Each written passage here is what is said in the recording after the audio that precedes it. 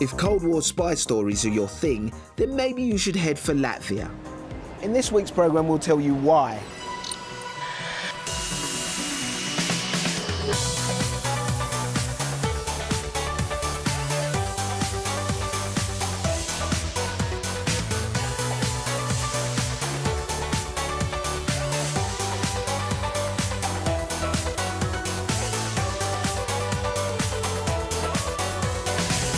Coming up on the programme, we go underground in Latvia.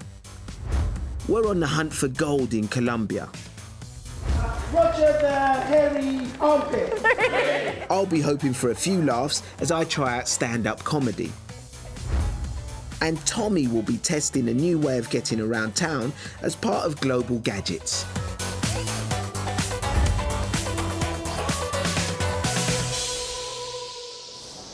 Welcome to the Travel Show. This week we're coming from Grand Central Station in the city that never sleeps, New York. And later on in the programme I'll be showing you why I've been having sleepless nights as I prepare for a comedy improv session.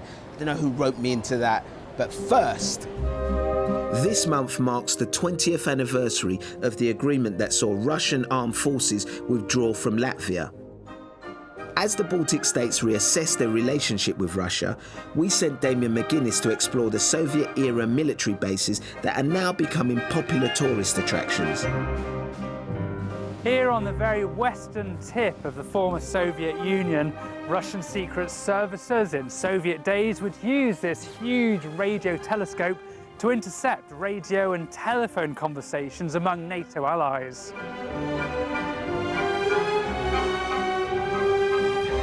When the Soviet troops left Latvia 20 years ago, they removed or destroyed all their secret spying equipment.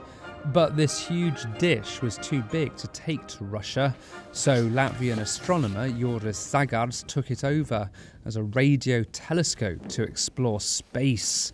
In Soviet Latvia, he says, hardly anyone knew this dish even existed.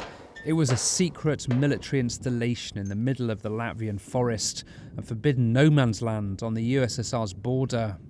It was a restricted area for everybody. Everybody who was entering was arrested and punished, and very few people were living inside, and these people has no right to leave this borderland. But some of what the Soviets left behind is less visible. In Soviet days, this was a hotel for the communist elite here in Latvia. This building was a cover for a bunker from where, in the event of a nuclear war with the West, Latvia's communist government would still be able to run the country. Ludmila worked in the hotel in the 1980s as a chambermaid, and now that it's a spa, she still works there, today as a manager. She says no one knew there was a bunker right underneath their feet, but they all suspected something was going on. As far as I was concerned, what's forbidden is forbidden. That was it. Maybe it was important not to think about it, to have a peaceful life. Now, for very important guests, such as ministers or government leaders, there was direct access from this hotel down to the bunker through a secret passageway.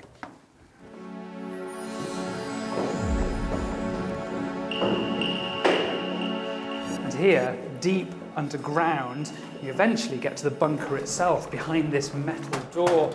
Now, even people who managed to find this place wouldn't necessarily be able to get in. To do that, you need a secret password, and you give that through this red intercom here to a guard on the other side of the door. This is the main entrance of the bunker, and there you can see the plan of the bunker.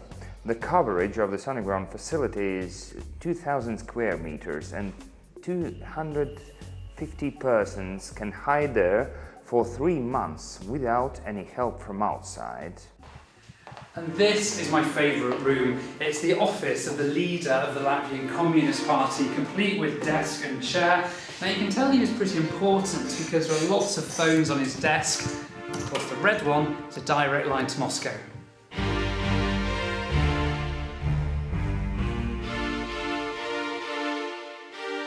I ask Oscar, though, if keeping all this Soviet memorabilia doesn't encourage nostalgia for a regime generally seen as oppressive. Those persons who lived in Soviet time, today maybe they're trying to glorify the Soviet period because they was young, they was happy, but it doesn't mean that they're glorifying politics or economical system. Anyone feeling really adventurous, though, can get even more off the beaten track. So now we've reached Skronda. This is a former military base where 5,000 Soviet troops and families used to work, live, play, shop, go to school, everything is all in here.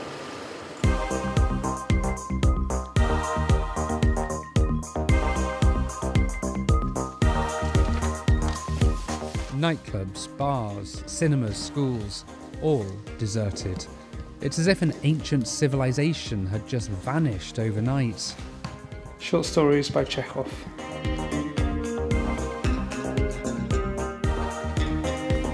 Oh, and look, here we've got an old map showing who lived where on the army base.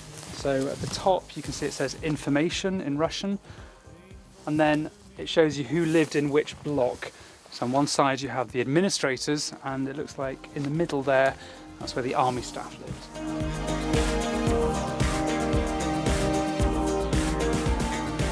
You know, the Soviet period was very difficult for many Latvians, but having looked around at the incredible military installations that the Soviet troops left behind, I can't help but think that if these sorts of sites were used for tourists, something very painful could be turned into something quite profitable. Damien McGuinness reporting from Latvia. And if you're thinking of heading there, here's the travel show guide to all the kind of things you'll need to know before you go. Tip 1. Head to Latvia's capital Riga. This year it's a European capital of culture, which means a schedule of ballet, opera, art exhibitions and musical performances will all be on offer to the public. You can see the upcoming events and book tickets through the official website. Tip 2. If you're thinking of booking a trip for later in the year, then you might catch Staro Riga, the largest light festival in Northern Europe. The event is held in mid-November when the city's buildings and monuments will be illuminated by light artists. And tip 3.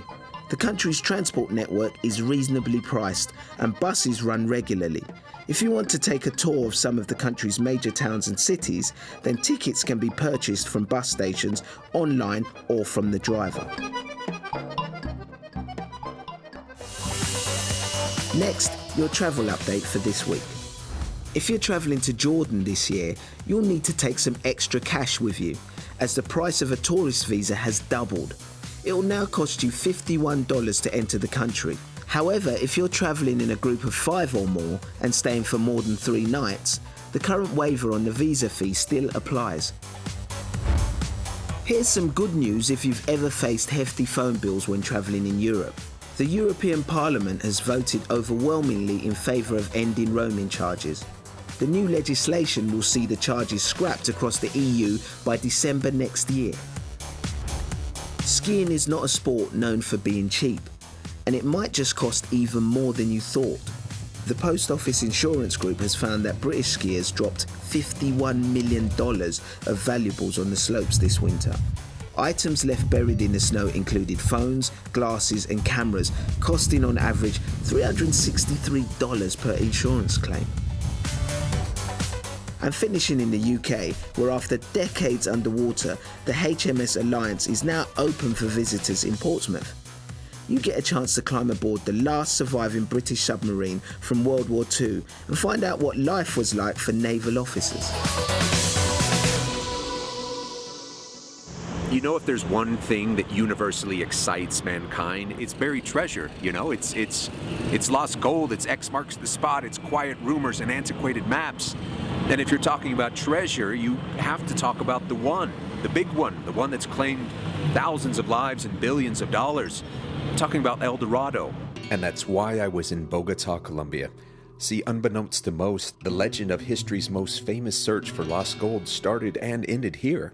And it all has to do with a tiny golden boat called the Muisca Raft, found in some caves around Bogota in 1969. The scene depicts a chief covered in gold, surrounded by his soldiers and gold offerings, about to jump in the lake. A scene that explorers would hear about, witness, and pass down, thus igniting the speculation of a city so rich the people were literally covered in gold, a place they would name El Dorado. But how true was it all? I sat down with William Gamboa, the Director of Conservation and Restoration of Cultural Heritage, to find out. Well, I think that was crucial for the history because the Muisca Raft showed and proved that the legend was not a legend and a myth, but was something that really happened.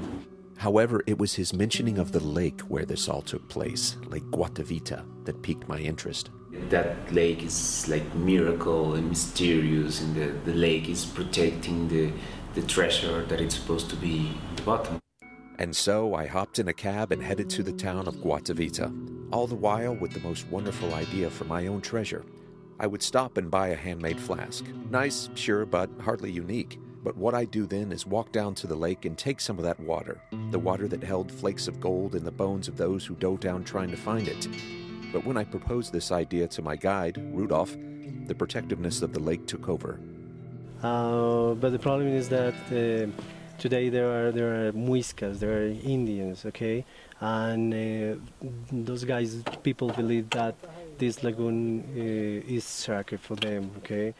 It was there, almost within reach, but still so far away. My trip to Colombia had failed, and my only treasure was a stupid flask. But Rudolph had an idea. But there is another part where you can take it to the water, there's no problem about it. And just like that, my idea for a true treasure was back on. He showed me a small puddle of water, an offshoot from the lake itself to take from, but as I held it and reflected back over that mysterious, defensive, and miraculous lake, I couldn't help but realize what a special place we were in. There's a guy used to go out there covered in gold on a raft and jump in. But in this tiny little flask, you know, I'm holding part of that energy. And if that is not the most amazing treasure that you can get, I don't know what is. I really don't.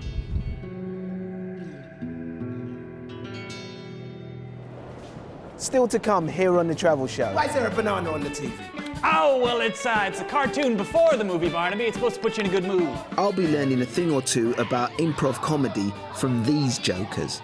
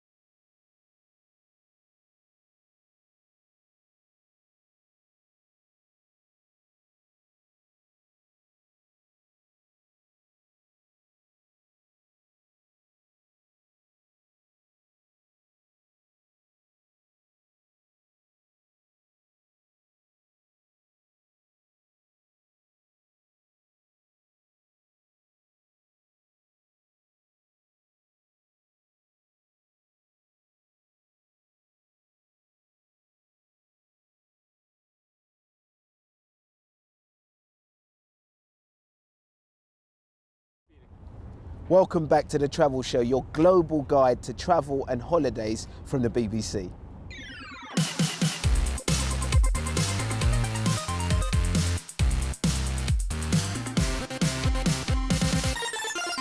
You want more travel, but less effort, right?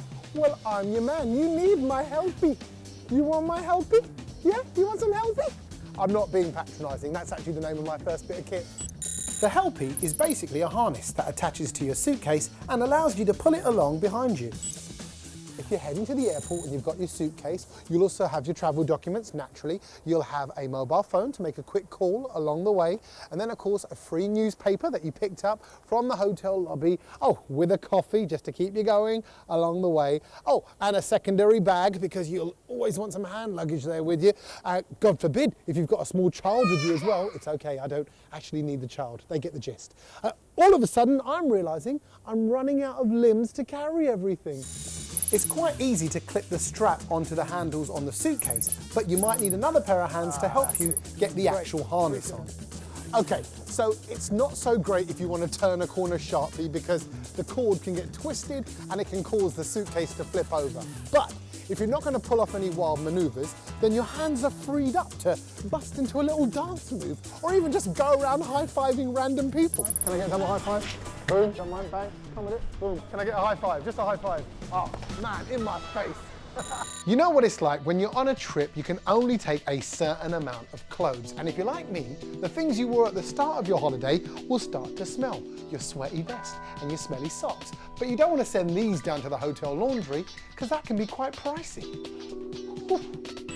So along comes the scrubber, a wash bag for people on the go.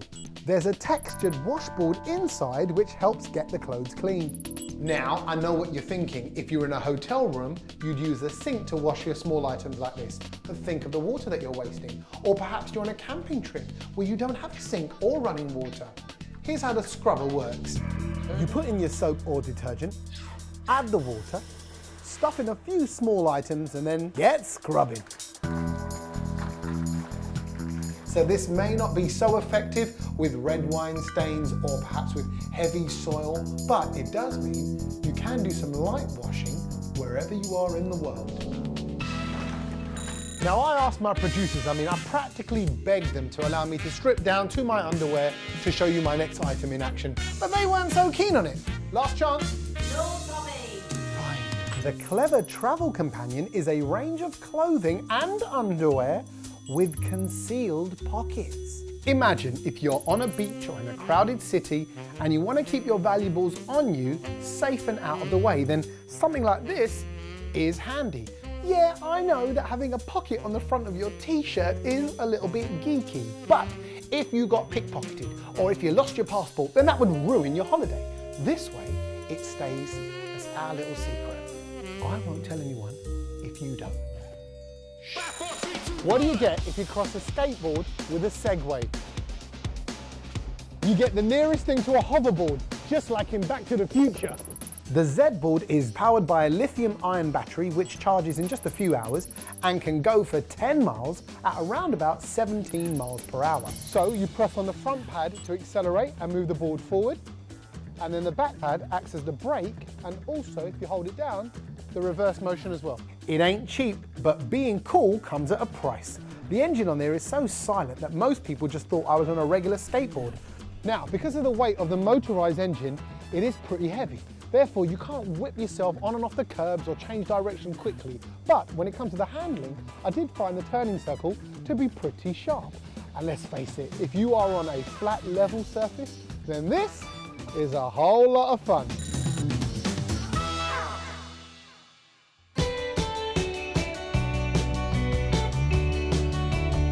Now, Tommy might be the travel show's resident funny man, but if you want real comedy, few places beat New York City. Hundreds of comedy gigs are put on here every week, from nervous first-timers taking their early tentative steps to pros packing out huge venues. With that in mind, the team is sending me to a comedy improv class. And let me tell you, scared didn't even start to cover it. Come down here so you can get close to my sweaty pits.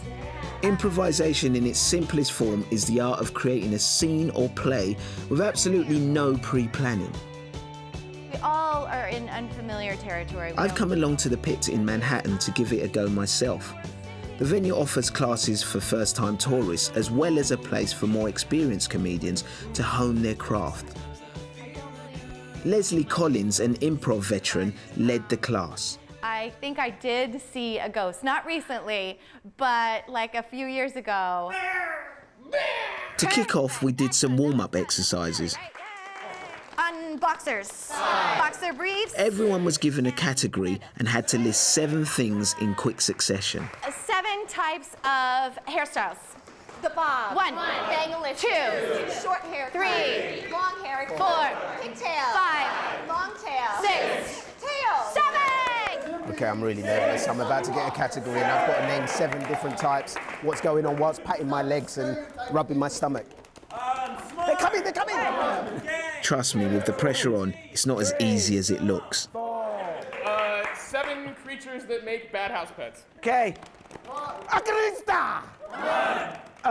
Gremlin with 1 toe. 2. Roger the hairy armpit. Right, game's over. Time for the comedy to start. I let the pros go first. You ever been in an old-timey gang fight? Now, all you're given is a word or song, and where the skit goes from there is totally up to you. My fists are always right, bro. Good. You're gonna need to keep them there. I like your attitude. I like your game face. Yeah, it's a lot of fun. It's not something I'd expect to be doing, but I'm enjoying myself and you're learning a lot and it's a good way to meet people. I feel like I'm getting swindled here a little bit.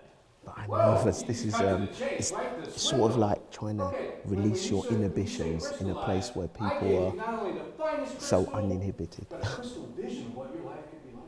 I'm running for president. Yeah, I know. A key part of improv is supporting your scene partner and building on their ideas. Something these guys have down to a T. Richard, you probably know that too, right? I do. You must be Joan. Joan, yes, Joan Collins, future president of the PTA. Nice to meet you. Nice to meet you too. I'm sorry the book career didn't work out. You are so funny. Sorry about your failed marriage. These guys are really good. It's just like, it's great to actually watch them at work. But this is just like, this is too much. And before long, it was my turn. With knots in my stomach, I took to the stage. You asked for a 7-story bronze statue of yourself. That's modest. I mean, you had a school and a hospital leveled so you could put this here. It's beautiful though. It is beautiful. Don't get me wrong. No, I'm coming round to it. I would think you would. I mean, it takes a long time just to get around it. All right, so the other guy definitely put in most of the work, but I gave it my best shot. So, verdict time. How did I do? Addy did great. I know he was so concerned before the class. He was very worried. This is too much. What? This is too much. I think most people are scared at improvising because they don't really actually know what it is or how much fun it is. They are also very concerned about being funny and the pressure to be funny, but improv isn't really about that. It's about being honest and having fun. Nobody gets me more pumped up than you do, son. If you're on a budget in New York, improv gigs are a great way to pack in some entertainment. It's tremendous! A lot of places put on free nights, and if not, tickets are usually cheap. Or, if you're brave enough, why not try it out for yourself? You know what, I was really skeptical about that, coming in to do an improv class with some actor types. But it was a lot of fun. My heart was pounding, and I feel good. I enjoyed it. That's your lot for this week. Next week... That looks like a lot of wasabi. Carmen Roberts is in Tokyo to meet the people who are opening their homes and kitchens to tourists.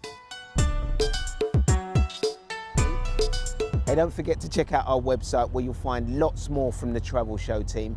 And we are all over social media, so look for us there. But from me, Adia Depitan here in New York, it's goodbye. See you next time.